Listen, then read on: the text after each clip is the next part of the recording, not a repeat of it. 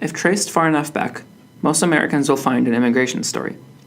The US was created in part by immigrants, but many today and throughout history still view immigration as a danger to what America is. One aspect of immigration that many Americans fail to understand is that there are many different reasons for one to immigrate to the US. These are known as push and pull factors. Push factors can include war and political unrest in their home country, while pull factors can include better education and economics. Immigration is always tied to the concept of assimilation, in which immigrants become Americanized by living in America. Assimilation, voluntary or not, undoubtedly changes its immigrants. This drastically changes many immigrants in both their physical appearance and emotional state. And this raises the question, how have push and pull factors in Israel changed many Israeli immigrants' views on Israel? My dad, Boaz Maor, grew up in many different places in Israel and moved to the US to go to college. He moved because education in the United States at the time was much better than that in Israel. In fact, according to the Israeli Institute for Socioeconomic Research, Israel's exclusion rate in the TIMSS mathematics exams are much higher than most other countries, and the average level of education, measured by PISA scoring, is relatively low. Additionally, the Israeli Planning and Budget Committee found that in the early 90s, Israel did not have very many higher education schools nor students, and of those who did go into higher education, not very many choose to pursue business, which was my father's passion. Meanwhile, in the US, the amount of college students going into business was steadily increasing, going from 14% in 1970 to 25% in 1987, and there were many more colleges for my dad to choose from. Aside from seeking a better education, my father also moved to the US trying to escape a country with a lot of war and political unrest, which was very prevalent when my dad was growing up in the 70s and 80s. These included the Six Days War of 1967, right before my dad was born, the Yom Kippur War in 1973, when my dad was very young, and the First Lebanon War, Operation Litan, and the First Intifada, which happened when my dad was a young adult and while he served in the army. Additionally, in the late 80s and early 90s, Israel had many conservative prime ministers whose political views did not align with my father's. These included Yitzhak Shamir of the Likud party from 1986 to 1999, who abstained from the Knesset vote to approve the Camp David Accords and the peace treaty with Egypt, and Benjamin Netanyahu from 1996 to 1999, who opposed the multi-stage conciliation approach laid out by the Oslo Accords.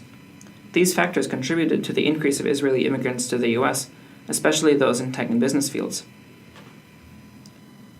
While many of these immigrants, my dad included, still take pride in the fact they come from Israel, they put aside some of those values in order to live in a country more suitable for their needs. One NBC Think article states that people who are majoring in business management are 7% more likely to be liberals and conservatives. This value increases even more when you look at engineers and computer scientists. This, in addition to the global shift from agricultural manufacturing jobs to tech and business jobs, further illustrates the point that people of the younger generation are more and more likely to set aside traditional definitions of nationalism and move away from their home countries in favor of living in a place with more opportunity and better political stability. This is a dramatic shift in Zionist views compared to the beginning of the century, when most Israeli Jews were attracted to Israel at all costs. My dad moved to Israel with his wife, my mom, after he got into CMU.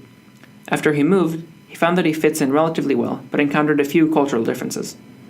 One such instance was when he drove to CMU for a lecture late, but couldn't find a parking spot. He then spotted his friend's car, which was the same model as his, but taking up 2 parking spaces.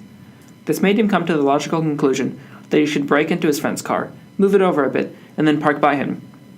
After doing all of this, instead of keeping quiet and never mentioning the story again, my dad walked into the lecture hall and informed his friend that he had just broken into his car. In Israel, my dad explained to me, this would have been completely fine, but in the United States, this is seen as an invasion of personal space, which is something that isn't really talked about in Israel.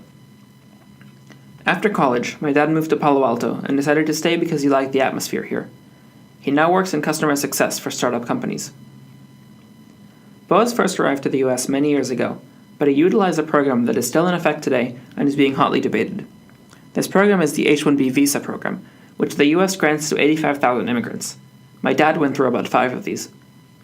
Many people today view this as a threat to US workers, as many of these immigrants seek jobs in STEM fields. This said, the US prides itself with its capitalist ideals, claiming that they encourage competition in order to better the economy.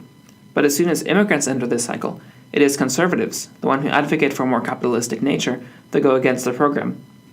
Immigrants holding H-1Bs come to the US because they want to take part in the American dream, something America is and always has been proud of. This shows that denying these people entry is not really about the economy, but it's a problem of nationality, and one that we need to address now more than ever.